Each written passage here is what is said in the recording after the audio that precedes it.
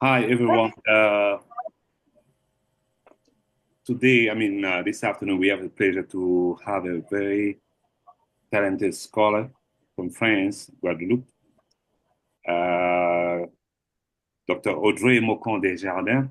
She'll be talking about the music. Her topic is music performance and coping strategies between well-being and risky behaviors. Dr. Audrey MOCO-DAIJARDIN is a psychologist and ergonomist specializing in occupational health, cognition, and performance psychology.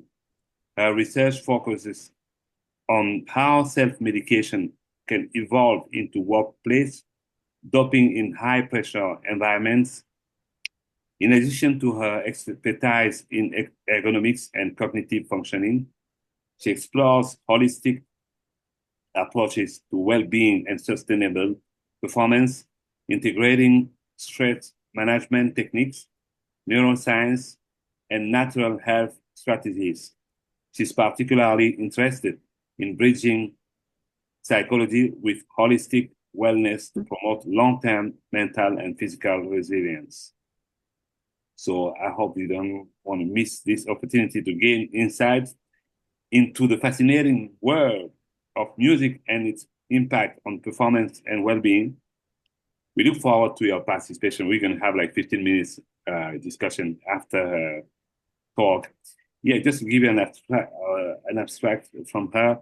Music is a powerful tool for emotional regulation, focus, and performance enhancement. It plays a crucial role in stress management for professionals, including musicians, who often use it to boost motivation, regulate emotion, and improve concentration. However, in high pressure environments, coping strategies can take a different turn. Some professionals resort to self medication, stimulants, or other substances to maintain performance, raising ethical and health concerns. This talk explores the psychology of music as a coping mechanism, its impact, its impact on stress and cognitive function, and the fine line between healthy adaptation and risky behaviors such as workplace doping. Through a psychological and neuroscientific lens, we will discuss how music can be harnessed as a sustainable alternative to enhance well-being and performance. Please let's welcome Dr. Audrey Mocon-Desjardins. Thank you, Gino. So I'm going to share the screen and we're going to start on this topic. I hope you're going to like is I try to make the link between psychology, ergonomics, and music. Because music is not my field, but hopefully today we're going to share a little, perspective because I really like the notions of having multiple perspectives and fields that can talk about one subject. So, as Gina said, I'm going to talk about music, performance, and coping strategies, the link between well-being and risky behaviors. And for that, I'm going to invite you to understand what is doping behavior. So we're going to start with a definition, then we're going to continue with the factors that are leading to doping behavior, then the role of music in emotional regulation, the specific impact on Afro-descendant communities, and then I will try to have a kind of different perspective to understand how we can have an open mind on the new studies that can help us to understand how music can help to be an alternative to doping behavior. So let's start with defining what is doping behavior. So let's talk about the story of Elsa. So Elsa is 45. She's a mother of three. She's a teenager, and for the last couple of weeks, she's starting to see her workload being way too much than usual for her. And she started to see deadlines that are very difficult to achieve. So for the past couple of I would say weeks, she started to see that she's drinking more and more coffee, also more and more tea. She also realized she has more pain, like pain in the neck, headache, things like that. And she started to self-medicate herself. She also decided to take supplements to help herself, for example, to boost her immunity or to fight fatigue. So after a couple of months, she was able to reach the goals that the work asked her to do. And after that, after everything was packed, she started to see that, hey, I'm reducing my coffee intake, also reducing my tea intake. So what's going on? And she started to realize that she was kind of engaged in the performance enhancing behavior. And this type of behavior is a doping behavior. So, a doping behavior in France was defined by Patrick Laure, and it's basically definition that comes from doping, with athletes a very high performance demands. And he tried to literally define it to, I would say, general population, because he realized, yes, doping is something, it's use of substance for a very specific type of performance in athletic world. But when it comes to general population, we can see this type of behavior. So he tried to define it. And you have this definition in front of you. That is just a use assistance use behavior to cope with a real perceived obstacle by the individual or the entourage for the purpose of performance.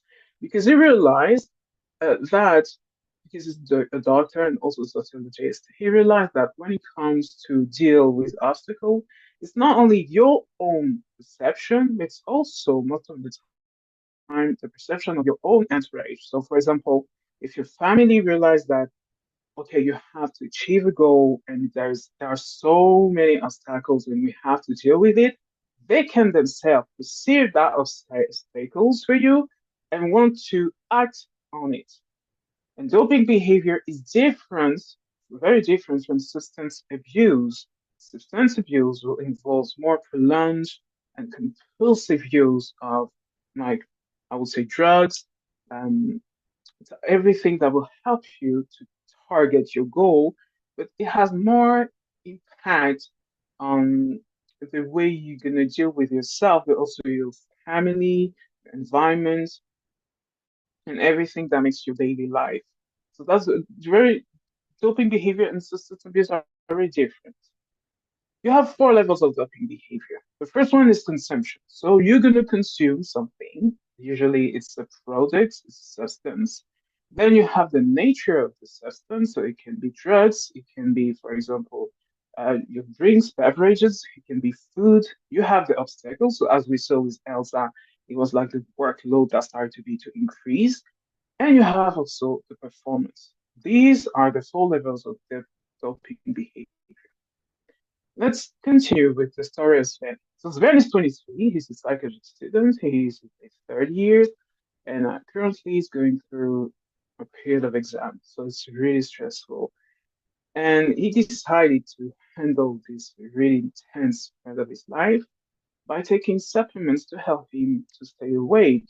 And he realized also his group, his peers, also use a type of medication that is only prescribed to people who are diagnosed with ADHD. It's called Ritalin. And they used it to help themselves to be able to manage a lot of data, to focus in a very long period of time, reducing the time of sleeping and rest, but it helps them to really focus for a very, very long period of time.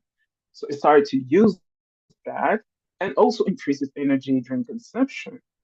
Once the exam passed, he stopped everything. And after that, he started to also not only see consequences on his body, but also try to go back to a normal life.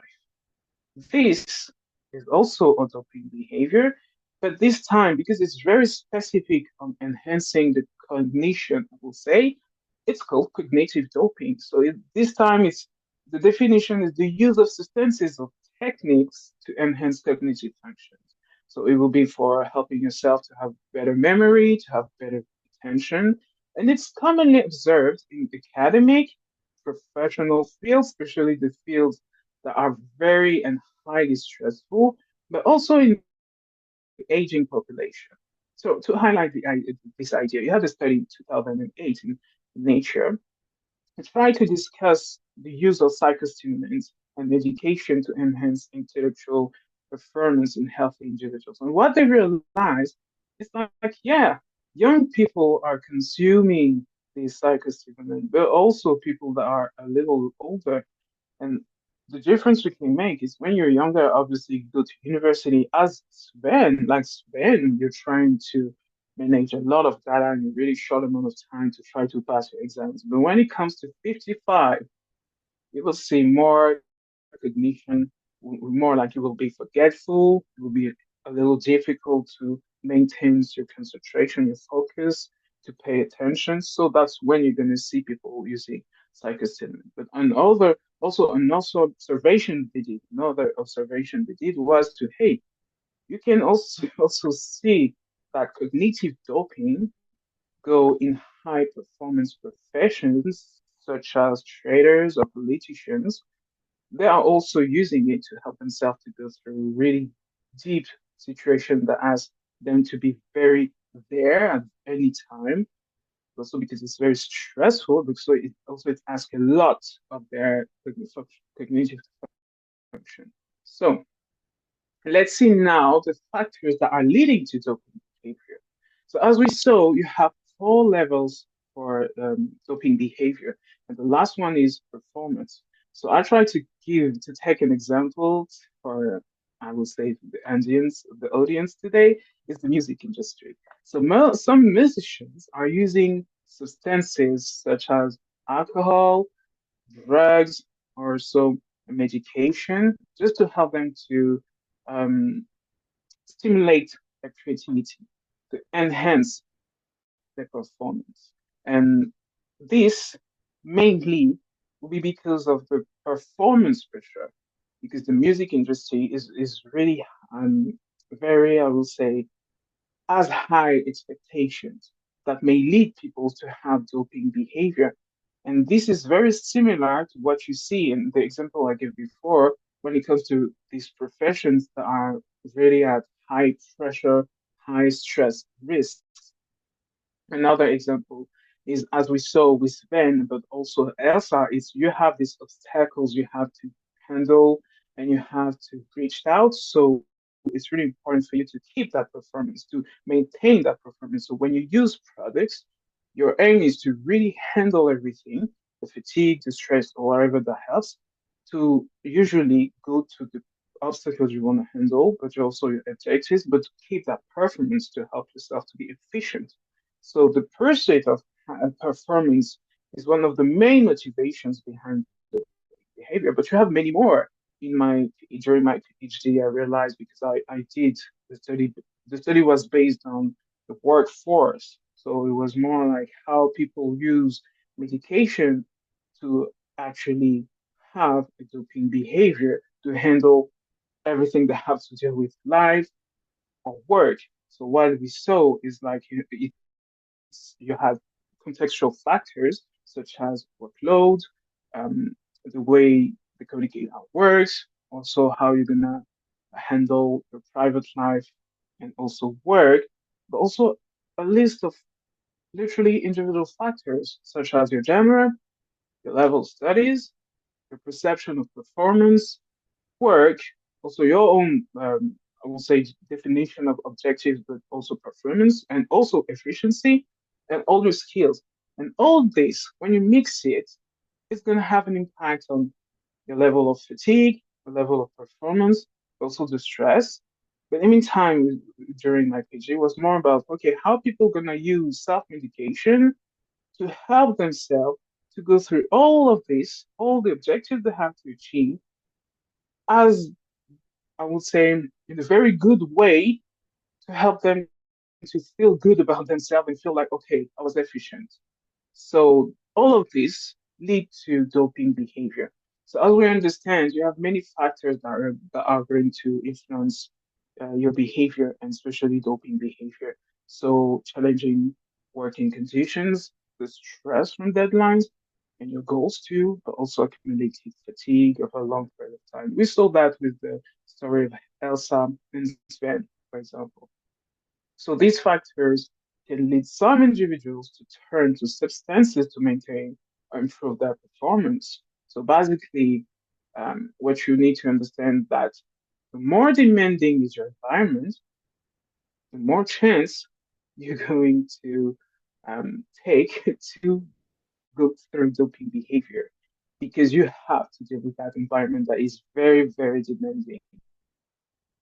So let's keep going with the role of music in emotional regulation. You can understand in the end the link I'm making with music and doping behavior, basically how music can be an alternative to doping behavior.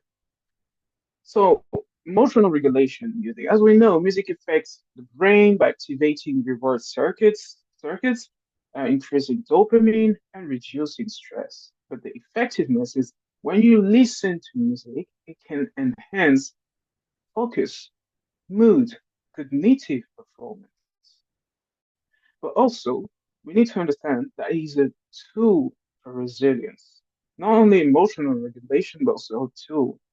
Music has always played a central role in Afro-descendant communities, for example, in acting as a tool not only for resilience, but to face adversity, but also emotional difficulties. So knowing that, going a little deeper, is how its specific impact on Afro-descendant communities. I'm going to give you some numbers. So one of the examples I wanted to take today is the Mediterranean syndrome. So studies have been made in France in 2024 about this specific syndrome. So what is it? It's a medical bias leading to underestimate the pain in Black, Maghreb, and Afro-descendant patients. So when they did the study, the methodology was, okay, we're going to analyze the medical records to identify the use of some type of terms.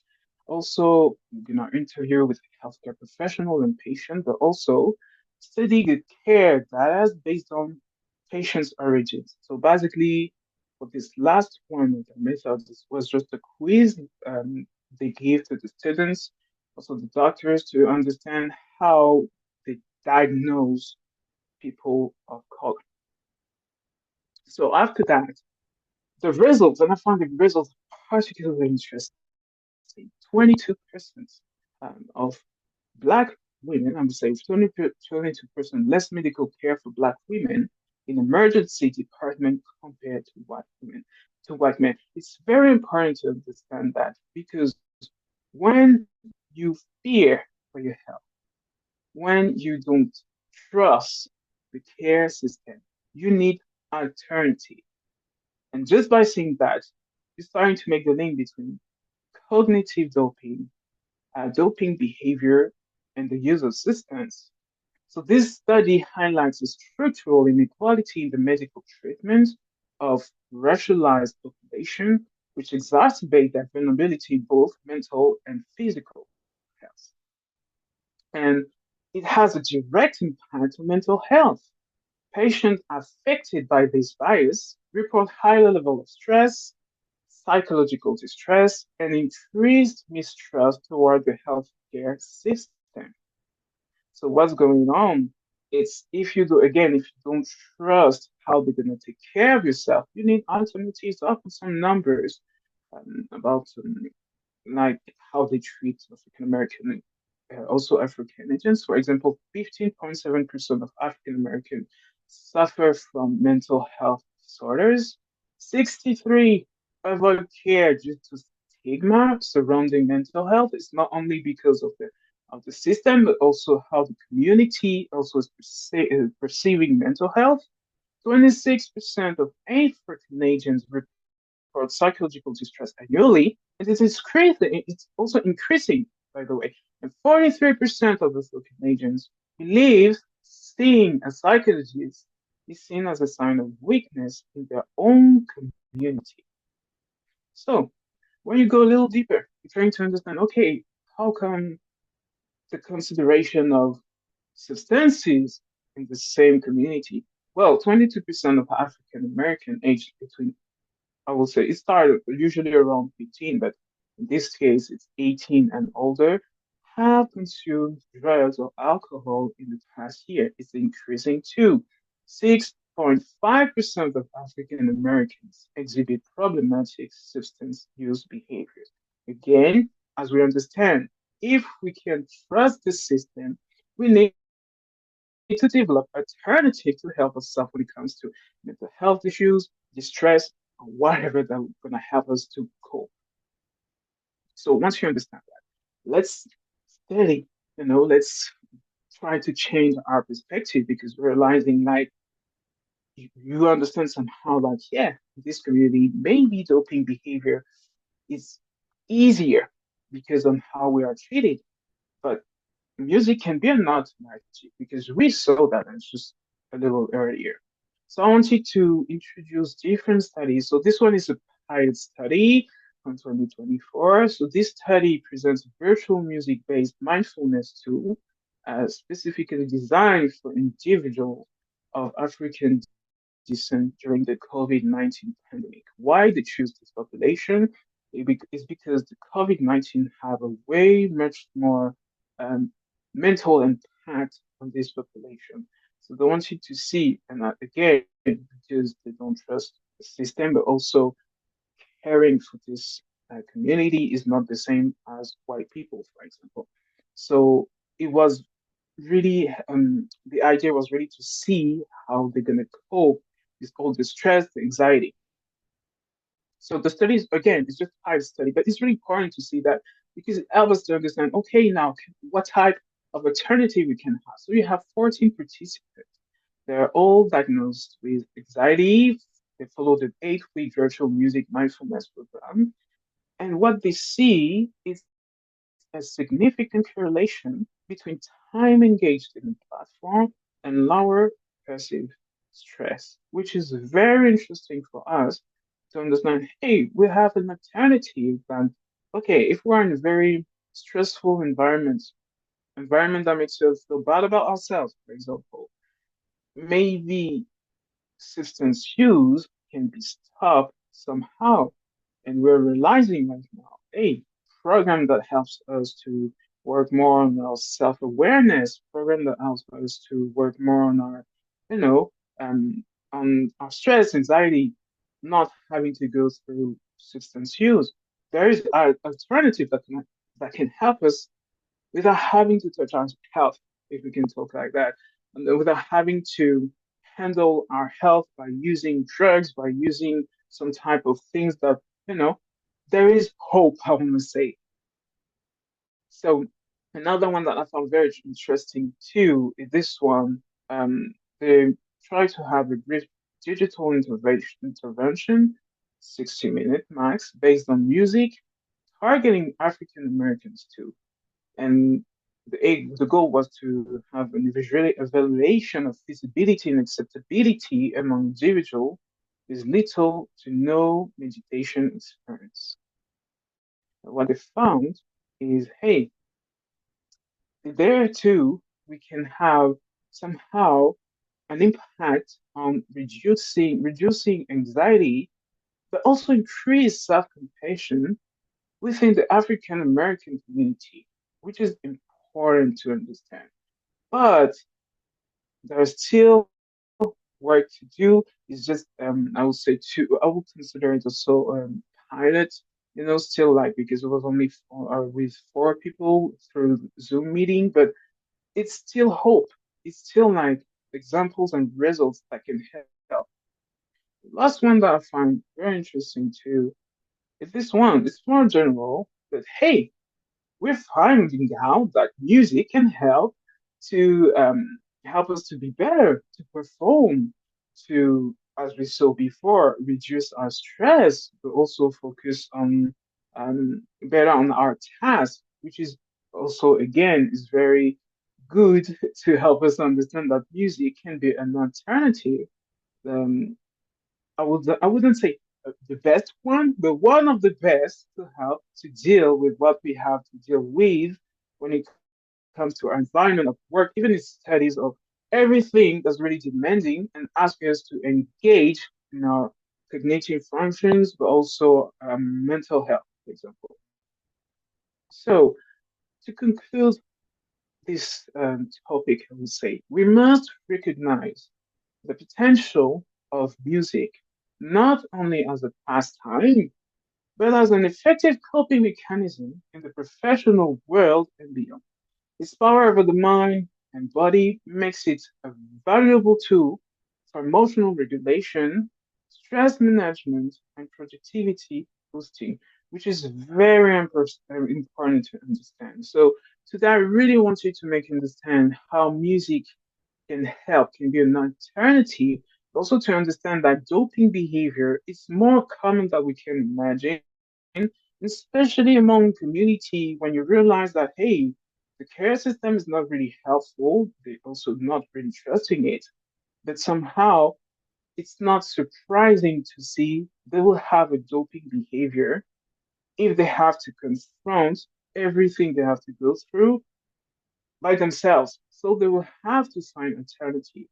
And music, when we realize its potential right now, we must do something as quick as possible to use it even in school or professional field to help really to enhance the possibilities, to enhance, I would say, the self-esteem and many more when it comes to psychology.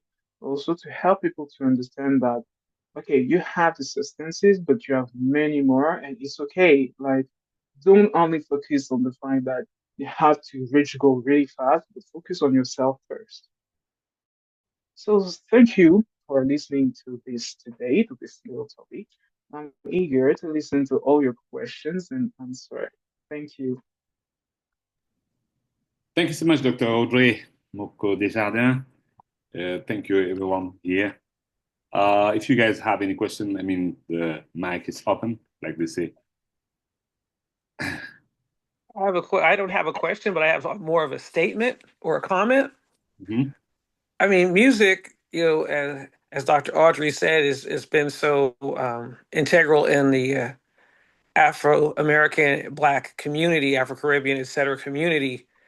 I mean, I use it to study, and I mean, I never thought of it, which is more like because I know you and I have conversations about our love of music. That's just, for me, that was just commonplace. And with lockdown 5 years ago, that was the greatest coping mechanism that you could use because it was accessible. And I recently met DJ D Nice, who started Club Quarantine, and I told him about how it affected me to be able to hear his music and be able to do everyday things that I took advantage of initially, but felt it was harder to do because I was in an enclosed situation. So thank you for your research, Dr. Audrey. I'm really looking forward to exploring these studies and sharing this information out to my classes. So, and thank you, Gino, as always, for being able to bring this information to me. Thank you, Prof. Thank you. Thank you so much for being here and for participating. You know, it's always a pleasure. I mean, to come to your class also, long story. Oh, one more thing, adding on to that, and the I guess one of my students was taking a music appreciation class, Mm-hmm. and they were actually talking about how the professor whitewashed the origin of musical instruments, Mm-hmm. and she challenged the professor by using the information you provided in your lectures. So I forgot I was intentional about attending for the information, but I was also intentional about sharing that information with you because the students really enjoyed it, and we had many conversations about misinformation in our college courses. So thank you. Thank you, Lisa. Thank you, Doc. Thank you so much. Great pleasure. Any question, any comment? Anybody ready to say something? Senaya, Judith? Hi. Thank you so much, Audrey, for your presentation. I learned a lot. I had a question about genre. So does the genre matter, like heavy metal or punk versus like jazz and its effectiveness for like managing um, mental health challenges or as an alternative to doping practices? Yeah, when it comes to genre, during my PhD, it was more based, as I said before, on self-medication. And when it comes to self-medication, women and men don't use it the same. You will have, I would say, when it comes to women, they will definitely see how they use it, thinking about family, kids, but themselves too. So when it comes to use medication, they will be very more, I would say, careful. But when it comes to men, if just a simple example, if a man have a pain, you will go, okay, I need medication. I'm gonna use that. It's gone. When it comes to women, she'll be like, okay, I have a pain, but can I take it? Also, if my kids have this pain, can I take it? So they will have more attention on how to use medication. So that's why gender is really important. When it comes to stress, too, you have many more details that are more individuals, like your height, the weight. All of this will also impact the way you're gonna consume substances. But in that case that I present today and introduced today, it was more like natural things. I would say coffee, tea, things like that. But when it comes to drugs, it's really different um, too. So the genre will be based on that when it comes to medication. When it comes to doping behavior, as I said, it's more about how you're going to perceive. And this is where it's very important to talk about intersectionality and everything that comes around the culture, for example. Um, when it comes to works place, for example, you will see that people, when they start to consume some type of substance, it's because most of the time they also have peer pressure. I have one example when I was doing interview to understand how people cope with work and how they have to deal with work when it comes to really tight deadline. I had someone who told me, okay, in my workplace, they used to drink. They forced us to drink a huge amount of alcohol. So I was a little bit hysterical at first. It was like, yeah, I had no choice because it was like that before us. And it was like a strategy to make sure that if you do it with us, you are with us. But if you're not doing it with us, you're against us. It's really black and white, but it was literally like that. So they were forced somehow to, okay, I have to drink alcohol while I'm working, even if I don't like that, but because it's to make sure that I will be part of the group. This is a doping behavior. Why? Because they were using alcohol to help them to go through all they have to go through in one day of work, for example. So you have also this aspect. The Mediterranean syndrome I talked about, showing like, okay, black women, they have to be careful because the care system doesn't take care of them properly when it comes to France. It's this study is from 2024, so it's like it's like yesterday. It's not like years ago. It's still actual. What is really important is to understand the consumption of products will also impact the way you see things, the way you consider yourself, but most importantly, what we call the self care. So if you have a bad relationship with your own self care, you also gonna see the use of some type of substance as not really harmful, for example. And for you, it will still be like, okay, I have to deal with that obstacles. I'm using this type of product, but it's okay.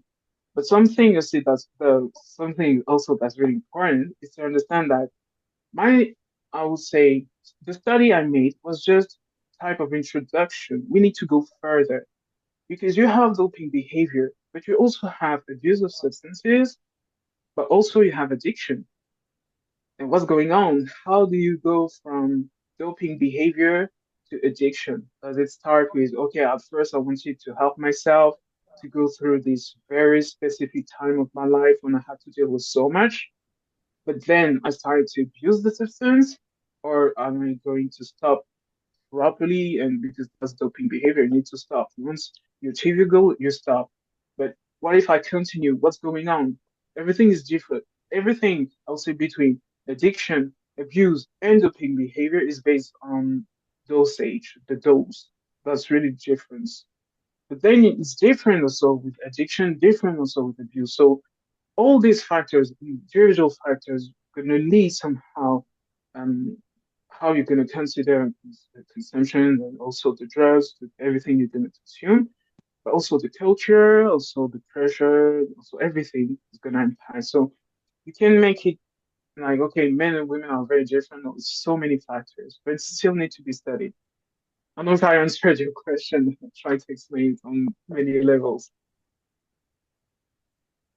You. You're welcome. So, any other question?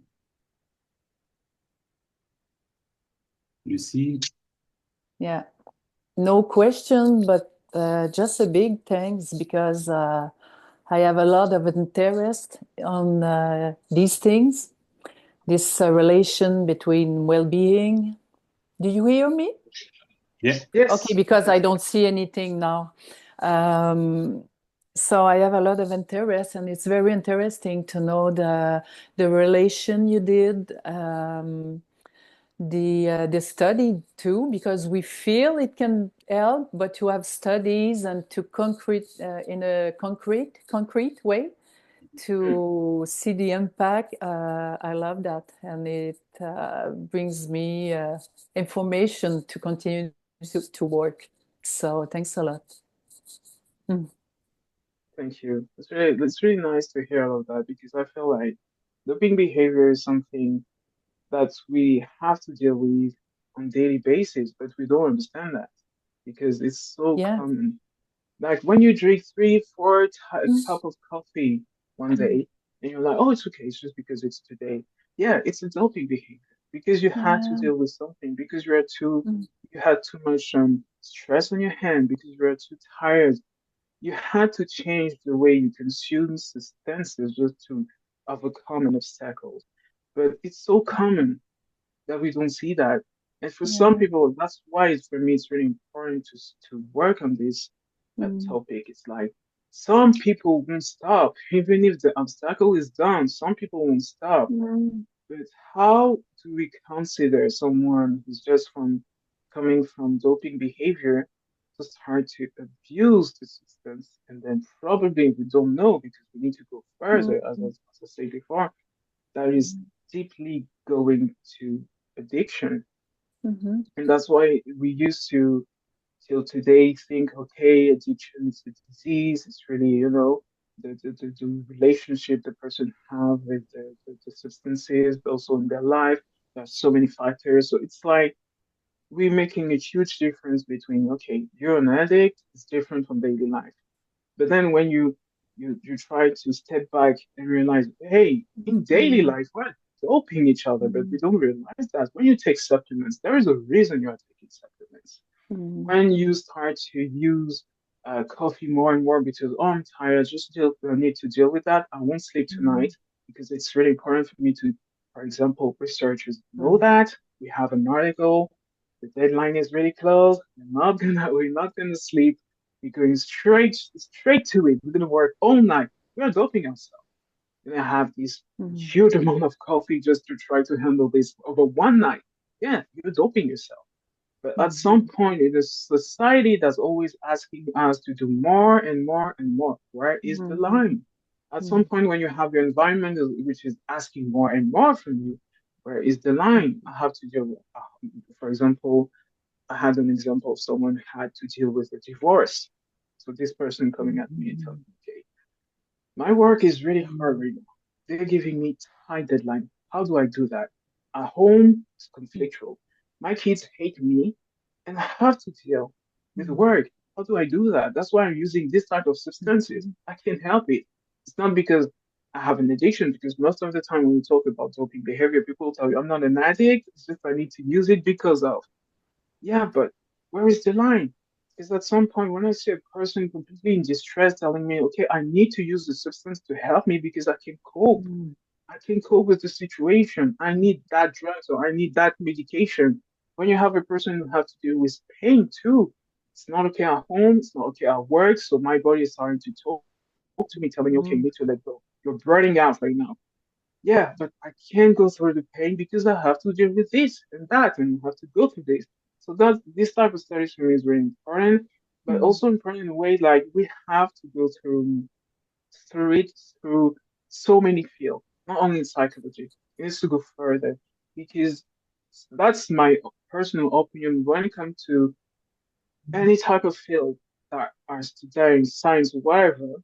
We always take back the psychology, and I don't understand why. But for me, when it comes to trying to understand how humans interact with the world, how we interact with humans, whatever that helps us to understand how I would say human grow or whatever, we need to consider the psychological factors.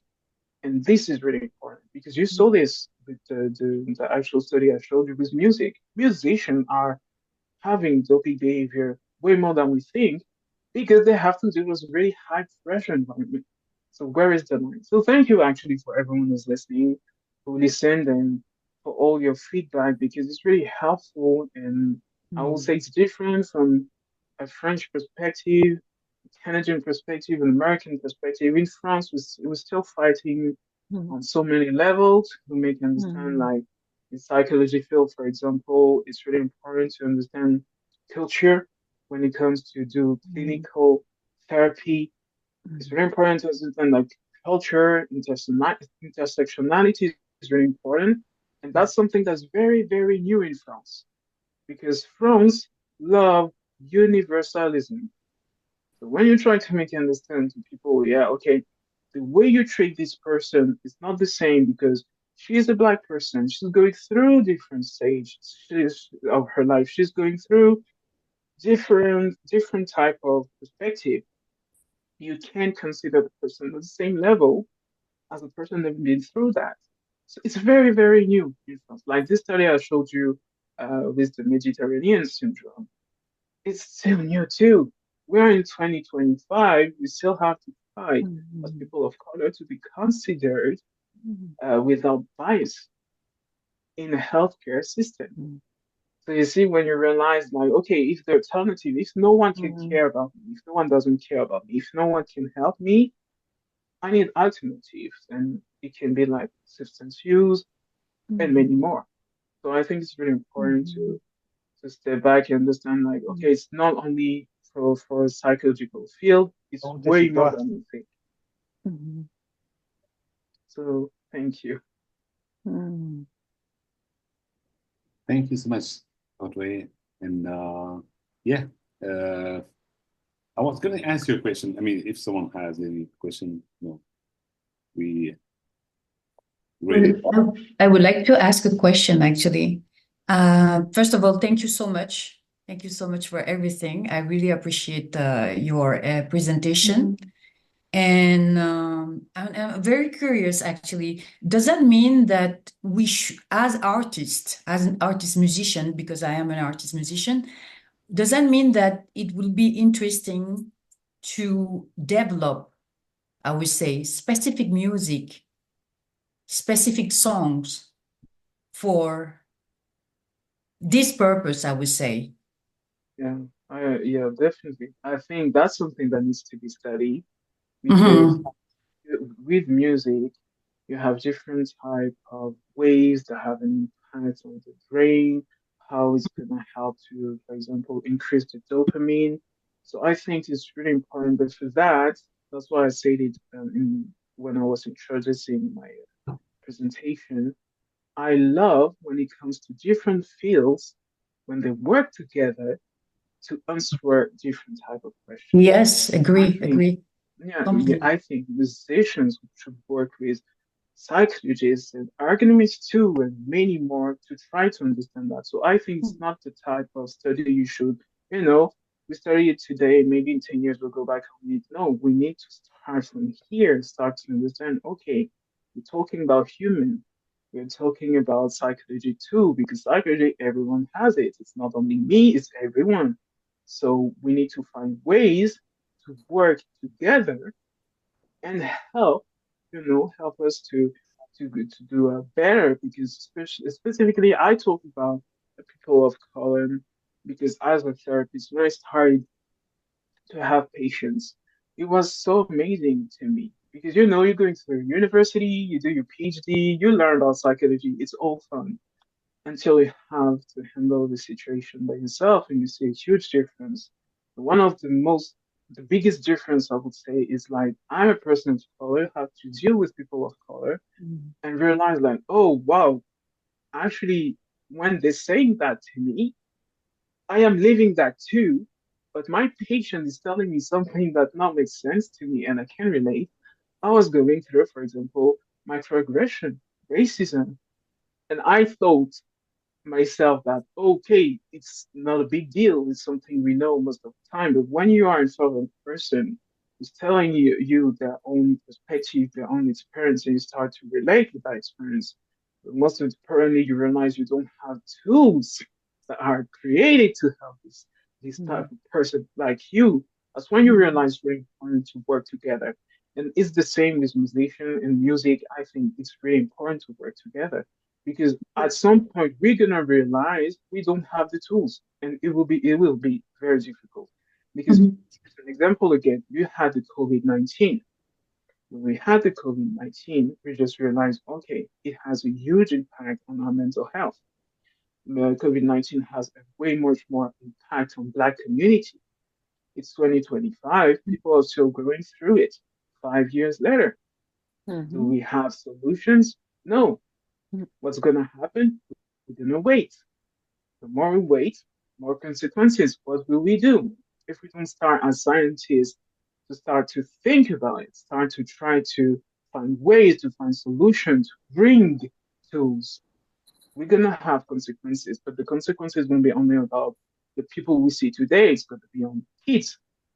It's going to be on future generation. That's why it's really important when we have this type of, I would say, discussion, but also type of thought. I love to say that it's food for thought, but don't let it sink. Let's start to think about it. So yeah, I really agree with you. It's really important as musicians to start to think, okay, there's many more. This is my skills, but there are many more things that you do. And I think, yeah, like you have musicology, you have psychology of music, you know, therapy based on music, all that we need to work on it now. Because I can say as a psychologist, we are lacking tools. Literally, we are lacking tools. It's gonna be worse. Now you have all the AI and things like that. It's gonna be worse because we're lacking tools. But it's not tools based on something concrete like oh we have this type of medication or whatever. When it comes to psychological tools, we don't have not much. We don't have much except what we already know. But life is getting harder on us, and we don't have much more tools. We're just using what we already know. And that's where it's really important to start to think. So yeah, I really like the idea that okay, if we create type of music that's gonna help, we should. Let's think about it. So thank you for the question because it's always Thank you. difficult. Thank you. Thank you so much. Thank you. Yeah, I was going to mention something. I mean, just following what Sinaya just said. How about just using like a music type of music related to the background of the patient? I mean, as a therapist, like having like music. I don't know, using music, but taking into consideration the roots. I mean, the background of this person. Because the music cannot fit. I mean, it can fit, but not for everybody. I mean, for this style of music. I mean, I don't know if it makes sense. When it comes to therapy, for example, when it comes to therapy, if you go on individual therapy, it will be different. It will be more like you will have to personalize everything. And that's when we talk about experience. You need to create an experience for the person, for them to feel like they're listened, they're heard, they're understood, and we're using tools to help them to work on their anxiety and stress. When it comes to a group, you're gonna create, as a scientist, we all know that, method, tools that are gonna help with it. When it comes to society, what are we going to do? Because if you infuse to one person, it's different because it's going to be their own perception. When it comes to a group, it's going to be the perception of the whole group. But when it comes to society, it's going to be huge. So what do we do? And that's when I think the studies that show today was they are really considered pilots. It's really like to help us to understand, okay, they're just trying to think about it, but it can help us to go deeper, to find deeper, to try to find more solutions. So yeah, you have the background music, you have also the therapy, you have also concrete tools. Nowadays, mental health is a business. There's nothing more like you can buy everything when it comes to mental health nowadays. But I think one notion, and that's the notion I'm working on more and more nowadays, it's self-care. Self-care is not only me taking care of myself, it's how I'm taking care of myself, but also on the consistency to take care of myself. And in Black community, it's not something that we understand very well because it had been taken from us for so long that we don't understand what it is.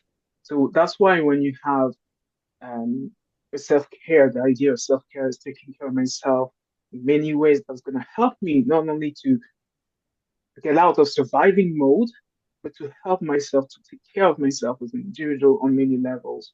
So that's why you have substance use and everything like that in Black community. But I think it's really important to, before we start to, I would say, find a solution, we have to define what we want to do to help. And that's where it's very blurry right now. You know, after the COVID, I saw so many people being very distressed situation, and you have tools and you use the tools and you try to help. But then you understand after a long period of time, the tools are good for a little period of time, but people are changing, people are growing, and that's when it comes the idea of consistency. But how can we help people to understand that self-care is not only when you feel bad, it's also when you're okay. But how do you keep the consistency to understand that even if I'm okay, I still need to take care of myself? So yeah, music is one of them, I would say, the solution. That's why it's really important. Like even you as musicians, as scientists, it's really important to define, okay, what is self-care for me as a musician? What is self-care for me as a psychologist? It's really important. And then you understand that, okay, if I consider self-care is, as the study the show, it's for example, help me to meditate, to pray, for example. Okay, I'm going to create an ambience that's going to help people. So the background music, for example, but many more. So it's just ideas right now that's going to help us to understand, to go further in the idea of self-care, self-awareness, but also to understand when it comes to people of color, it's really important to understand all of this. But it's just, idea right now. So that's really what I wanted to bring today, this idea like, okay, that's something that we know. Usually it's like when it comes to consumption, we owe it every day, we're eating, we're drinking. That's something we do. But we don't understand that sometimes we're changing the way we are consuming things because of our own environment. So when you don't have the idea of self-care, it's not really properly defined, you don't know where the line is. So you're going to change without even noticing. And that's why I told you before, you're going to see yourself sliding probably from doping behavior to, abusing substances and then goes slowly to addiction. So music can be an idea. You need to work on so many ways to make it work too. And I think even yourself as musicians, as scientists and musicologists, you need also to understand what is self-care for you. Because music is self-care. We understood that today. So what can we do? How can we define it as musicians and many more? Yeah, it's very fascinating anyway. So I don't know if you guys have any comment or question. Otherwise, we're gonna wrap up. And hope, yeah, thank you so much, Dr. Audrey. And Tinaya. I just wanted to say thank you again because this is beautiful door open and yeah, very interesting, very interesting. Thank you so much for your work because we need, as Lucie Pelletier said, we need a statistic sometimes, yeah, to prove we know things as musicians, as artists, we know things. But still, it's always good to have a statistic, to have a scientific approach, and really appreciate. I think your approach is very humanist, actually. Very humanist, very open, and it can give us some ideas, that's for sure. Yeah. Thank you. Yeah, thank you. Thank you. Thank you so much. Really, I really appreciate it. Thank you, Gino. Yeah. Yeah. Me too. Me too. I really appreciate, and there's a lot of things. I do relation in a lot of things because I used to work in different community. So I think we could speak for a big while about all that. But like you said, Audrey, Dr. Audrey, I hope I understood everything with my English, but the big goal is to try to work in a deep level and in a way that takes time and to taste of enough positive effect to have this desire to change something and to accept to go in deeper level to take care of ourselves. So it's a big question, and I'm very inspired to listen to you. So thanks a lot, really. Oh, thank you. Thank you to everyone, actually, because it's really warmed my heart. I'm really happy to see when my work is just, people can talk about it and help them to think. So it's really appreciated. Thank you a lot. Thank you. It's a great pleasure. Sorry about the, I mean, some people came a little bit late because of the time change, because we thought it was going to be like 9 in Paris, but actually you guys haven't changed. We spoke about it Audrey and I, but here in North America it's 3 p.m. So some people thought I'm receiving a bunch of messages right now. Sorry about this. Anyway, thank you so much for being our host. How can I put it? For your talk anyway, it was amazing, really interesting. I wrote a bunch of stuff. That's why I wasn't speaking. I'm always learning from you guys, from everybody, and it's a great experience. And I hope you guys will be here next month. We're going to welcome Professor Timothy Manzin from Boston University in the state, in the East Coast, from the East Coast anyway. So he's going to be talking about the Senegalese music. He's from here. He's an African American. They will be talking about Senegalese music. It's really interesting, and I'm looking forward to having all of you here, and looking forward to sharing more and more and more, and feeding ourselves. I'm feeding myself, and everybody's feeding themselves. And so there are a bunch of topics to explore. And I really thank you from the bottom of my heart, Professor Audrey, Dr. Audrey. Thank you, Judy. Thank you, Senaya. Thank you, all my friends here, Professor Lisa, Dr. Lisa, Daniels. Thank you, BC Pelletier. Thank you, Dr. Narcisse Pomecon, who is part of the laboratory, Polyvocal Research Laboratory. He's one of the founding members. And have a wonderful weekend, and see you guys soon, and talk to you soon. Take care. Thanks. Thank you. Bye now. Bye.